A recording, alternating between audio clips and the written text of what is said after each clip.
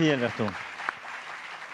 Merci beaucoup, Président. Cher Alberto, je vais peut-être maintenant donner la parole au Président Umaro Embalo Sissoko, qui non seulement préside son pays, la Guinée-Bissau, mais a aussi une responsabilité régionale à la tête de la CEDEAO et qui justement a coordonné les positions d'une région qui vit les mêmes inégalités, celles qui ont été évoquées, connaît la grande pauvreté, est touchée par le terrorisme, par aussi les ingérences, les influences informationnelles, on l'a bien vu, de la Russie, et donc des positions qui ont été parfois complexes. Mais sur tous ces sujets et cet universalisme en temps de guerre ou à double standard, quelle est ta position ?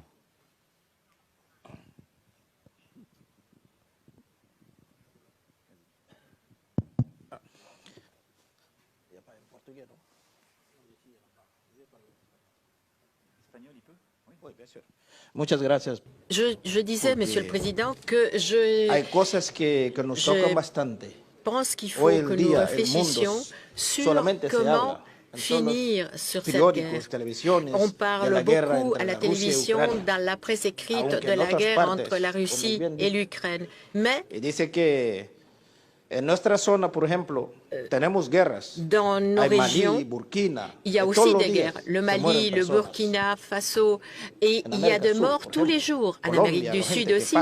En Colombie, par exemple, tous les gens qui émigrent vers les États-Unis et qui meurent sur la route. Mais pour la communauté internationale, la seule chose qui est sur l'agenda, c'est le conflit entre l'Ukraine et la Russie.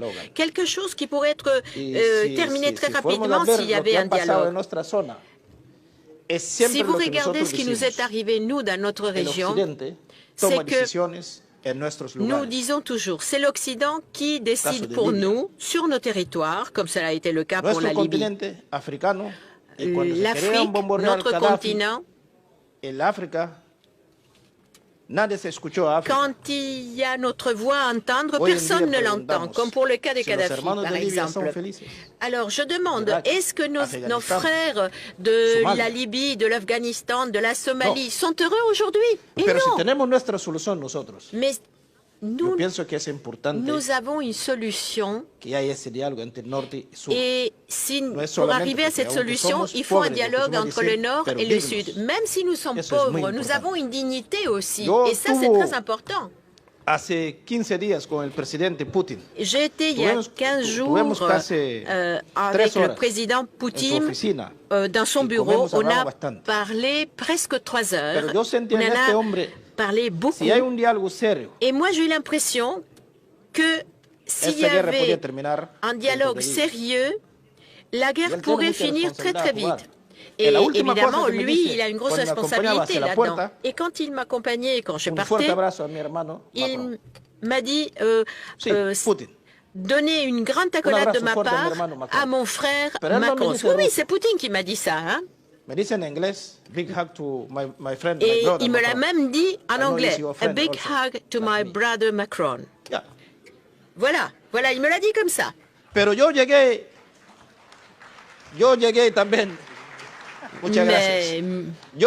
moi, quand je suis allé à Kiev, qui se trouve à 12 heures de la frontière de Pologne, et quand j'allais vers l'Ukraine,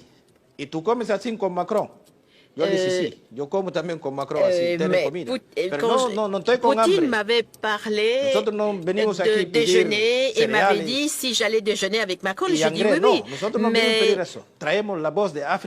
je dis le problème c'est pas que je déjeune avec Macron. Le problème c'est que je veux faire entendre la voix de l'Afrique, la voix de la paix, parce que la paix ne peut pas être seulement d'un seul continent. Il faut entendre la voix des autres pays aussi, une voix internationale. Donc, je disais que quand j'allais vers Kiev, j'ai vu la destruction qui avait été causée par la guerre. Et je parlais avec le président Zelensky et je dis à Zelensky, écoute, il faut que tu parles avec Poutine. Parce que je lui ai dit que j'ai l'impression que Poutine était sérieux et que mon message était qu'il fallait qu'il parle avec Poutine. Et que son frère Macron pouvait vraiment jouer un rôle aussi. Parce que Poutine m'a dit un grand bonjour pour mon ami Macron. Et il me l'a répété plus d'une fois. Alors je pense que Macron a un rôle à jouer pour sortir de cette guerre. Mais cette guerre est quelque chose qui touche toute l'Ukraine. Par contre, quand j'étais à Moscou, j'ai eu l'impression que personne n'était touché par la guerre. C'est pour ça que je crois, Monsieur le Président, c'est que quand tu parles avec tes amis européens, avec tes amis américains, c'est important que tu le fasses.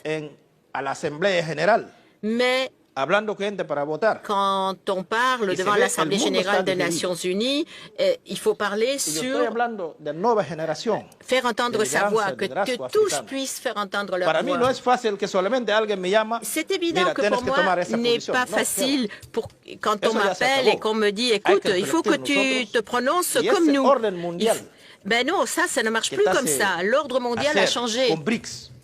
Les pays BRICS maintenant compte. Il y a des pays comme l'Arabie Saoudite, l'Algérie, le Venezuela qui vont s'associer aux BRICS. Et peut-être que la Guinée-Bissau y sera aussi si nous avons du gaz ou du pétrole à l'avenir. Mais la plus importante, c'est qu'il y ait un respect entre nous. Et moi, j'aime beaucoup Macron parce que nous parlons comme deux chefs d'État. Et il me dit, nous parlons comme un égal. Je suis un frère et toi tu es un chef d'État. Je te parle comme un frère. Mais il ne s'agit pas qu'il y ait un sentiment anti-français dans l'Afrique de l'Ouest. Non, c'est pas du tout ça la situation. Mais le problème de la Libye a causé des conséquences graves pour le Mali, le Burkina, le Niger. Kadhafi était un mal nécessaire pour son peuple et Saddam Hussein était aussi un mal nécessaire pour son peuple. Le peuple vivait bien sous leur régime. Et aujourd'hui, je me demande est-ce qu'ils sont heureux sans Saddam, sans Kadhafi, même si c'était des personnes néfaste. Mais il y avait la paix. Et maintenant, la paix, comment on va l'acheter? Même si le monde n'est pas juste, Monsieur le Président, je pense qu'il ne faut pas oublier de parler, par exemple, de la Covid. Depuis qu'il y a la guerre entre l'Ukraine et la Russie, le Covid a disparu. Personne n'en parle, même si la maladie continue d'exister. Et même s'il y a d'autres pays qui en souffrent. C'est pourquoi je pense qu'il faut que nous réfléchissions tous ensemble. Parce que pour garantir la sécurité de l'Europe, on ne peut pas se passer de la Russie. La Russie est importante pour la sécurité de l'Europe. Et c'est pour ça que Poutine m'a dit que Macron était important pour finir la guerre. Et il faut parler à Zelensky de ça. C'est très facile. Et je le dis parce que c'est la sensation que j'ai eue quand Poutine m'a parlé de toi.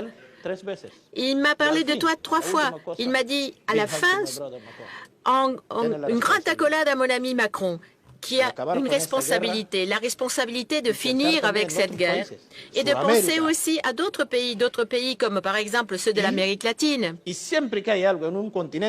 Parce que dès qu'il y a un problème dans un continent, il faut parler avec les gens du continent, parce que cela aiderait énormément. Et on a des exemples de la FAO, le fameux logo de la FAO, Fiat Panis. Et je pense que l'Afrique contribue aussi au Fiat Panis.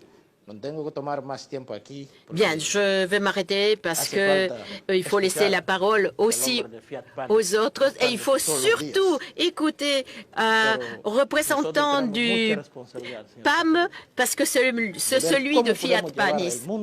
Et Il faut voir comment nous pouvons faire pour arrêter cette guerre, pour sortir le monde